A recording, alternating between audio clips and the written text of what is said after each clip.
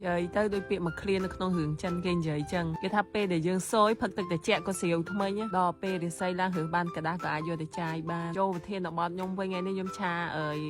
ការខណាខ្មែរហើយយកទៅឆាបែបខ្មែរបងប្អូនថ្ងៃមុនខ្ញុំបង្ហាញឆាការខណាប៉ុន្តែខ្ញុំឆាបែបចិនហើយរសជាតិមួយយ៉ាងទៅបើឆាបែបខ្មែរនេះវិញក៏ឆ្ងាញ់មួយយ៉ាងអញ្ចឹងណាការខណាចិត្តហើយខ្ញុំដាក់ជាមួយនឹងអំបិលហើយប្រេងឆាស្រុះជាមួយនឹងទឹកក្តៅសិនបងប្អូនទុកឲ្យវាឆ្អិនល្មមយើងស្រង់ដាក់ទឹកត្រជាក់ណាស្រង់ដាក់ទឹកត្រជាក់ដើម្បីឲ្យពណ៌ផ្កាយើងនៅស្អាតខ្ញុំមានផ្សិតស្វាងរបស់យើងបងប្អូនជាមួយនឹងការ៉ុតខ្ញុំចិត្តបែបតសៃវែងៗអញ្ចឹងឯងចិត្តបែបអញ្ចឹងពេលយកទៅឆាក៏ឆាស្រួលឆ្អិនវាងាយឆ្អិនណាហើយសាច់នឹងក៏ខ្ញុំមានសាច់កពួនស្រួយហើយទីបំផុតនឹងខ្ញុំចេះហៅសាច់ឈ្មោះសាច់ងើឈីង